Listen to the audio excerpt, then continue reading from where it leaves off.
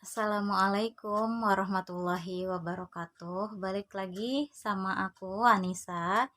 Di video kali ini Nisa mau melanjutkan bagian dari review buku 99 cara menjadikan anak Anda keranjingan membaca.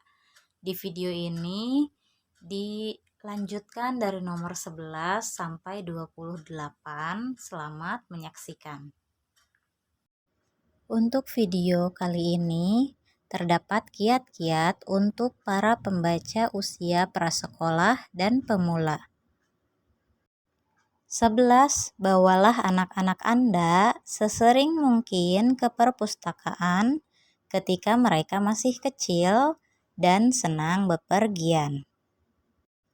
Akan jauh lebih sulit untuk menumbuhkan kebiasaan berkunjung ke perpustakaan bila anak-anak sudah beranjak besar.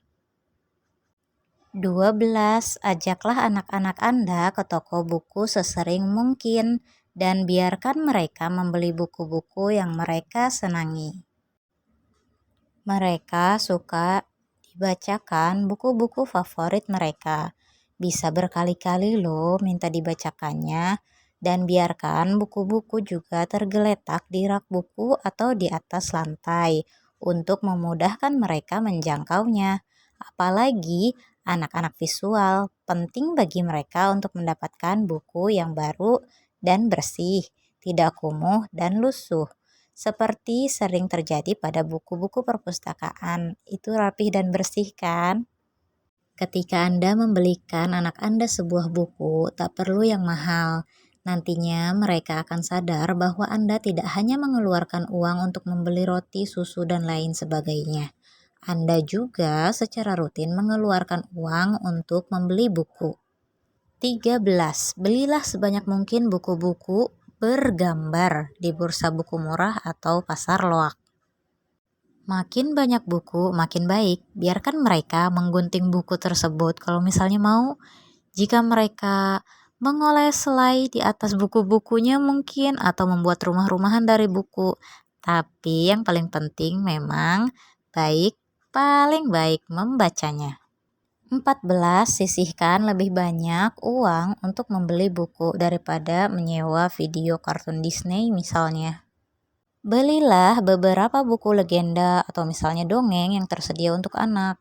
Tapi untuk yang Islami kan ada kisah Nabi dan banyak lagi kisah-kisah Islami yang bergambar menarik. Itu mulai banyak. Itu juga bisa membantu anak Anda mencintai membaca, juga akan mengembangkan imajinasi mereka. 15. Jadikan saat membacakan cerita merupakan saat yang menyenangkan dan mengasyikkan bagi anak Anda. Ketika Anda membacakan buku yang diinginkan anak, mereka menyadari bahwa dalam hal ini Anda menghormati selera mereka dan mereka sendiri menikmati pembacaan itu. Bacalah dengan sikap santai, ciptakan kegembiraan, berkisahlah dengan bermacam-macam suara, tertawa bersama, jadikan membaca sebagai saat-saat yang menyenangkan. Nah, saat ini juga akan membantu anak memperoleh kemampuan untuk memahami bahasa buku. 16. Jangan terlalu sering membacakan cerita untuk anak-anak Anda agar mereka tidak terlalu bergantung pada Anda dalam mendapatkan kegembiraan membaca. Ketika anak-anak Anda mulai dapat membaca sedikit-sedikit, Anda harus mengurangi waktu membacakan cerita untuk mereka agar anak jadi pembaca yang mandiri dan mencegah mereka tidak menjadi anak manja yang selalu merengek minta dibacakan sebuah cerita. 17. Bantulah anak-anak prasekolah Anda merancang kegiatan bermain yang melibatkan buku. Oke, kita bantu anak-anak untuk bermain peran misalnya. Entah itu membacakan buku dongeng yang dibacakan anak untuk bonekanya sebelum tidur, atau bermain peran dengan kegiatan mereka sedang di toko buku atau perpustakaan, atau bisa juga mereka tuh berpakaian dan memerankan tokoh-tokoh favorit dari buku favorit mereka. Intinya pinter-pinter kita melakukan agar buku selalu menjadi bagian dari keseharian mereka. Dan juga memberikan kesempatan kepada mereka untuk melakukan aktivitas membaca, entah itu bersama teman-teman mereka. 18. Ketika anak Anda tampak siap, tunjukkanlah beberapa permainan membaca yang mudah bagi mereka. Aturannya adalah bahwa permainan ini harus bersifat menyenangkan bagi anak Anda. Misalnya, tebak-tebakan. Kalau tomat, itu apakah huruf depannya huruf M atau A? Apakah itu sudah betul? Nah, biarkan anak berpikir sejenak dan menebaknya hingga betul. Atau biarkan ia memberi Anda kuis tentang huruf pertama dari berbagai benda. Ingat, anak-anak senang diberi kepercayaan. Apalagi kalau diberi kepercayaan oleh orang tua mereka, pasti mereka sangat senang. Atau misalnya anak menempelkan stiker nama barang di rumah, entah itu dia nempelin di keranjang, atau misalnya di tas sekolah, atau di barang-barang yang ada di rumah, itu biarinin aja. Semua aktivitas yang membuatnya lebih akrab dengan membaca adalah aktivitas yang baik selama ia menikmatinya. 19. Jangan terganggu oleh perdebatan ahli bahasa versus ahli fonik. Perdebatan besar ini singkatnya, para ahli fonik meyakini bahwa pelajaran membaca sejak dini mesti sepenuhnya didasarkan pada kemampuan fonik. Anak-anak seharusnya diajarkan cara mengucapkan kata-kata yang tidak mereka ketahui. Cara mengajar semacam ini bertumpu pada membaca sederet kata yang berbunyi sama, dan juga cerita-cerita ringan yang ditulis lebih untuk menekankan pada keterampilan fonik tertentu, daripada menyenangkan anak-anak dengan kisah-kisah yang menawan. Para ahli bahasa berpikir bahwa anak-anak belajar dengan cara yang lebih menyeluruh atau global. Mungkin memang dengan beberapa pelatihan fonik tertentu, akan tetapi sebagian besar anak-anak sebenarnya ingin larut dalam kisah-kisah yang menarik dan fantastis.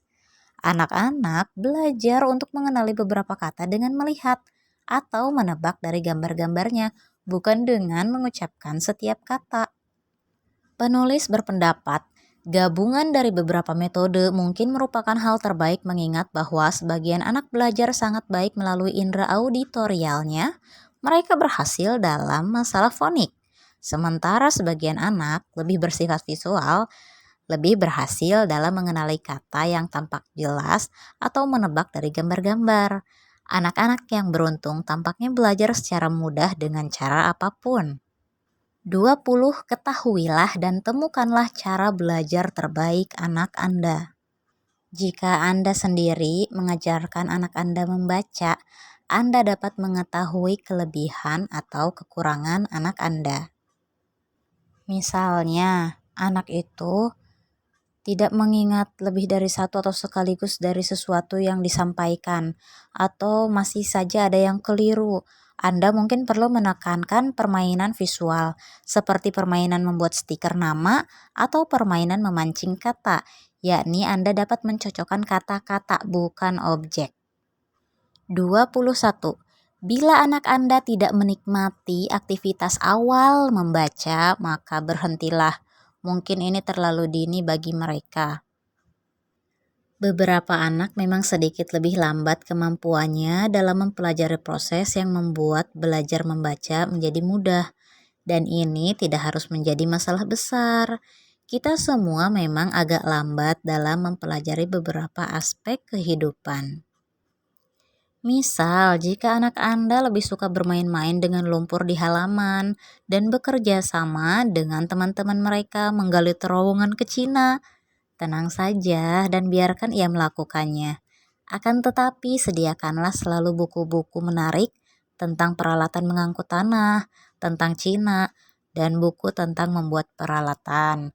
Cepat atau lambat, semua hal ini akan diminatinya.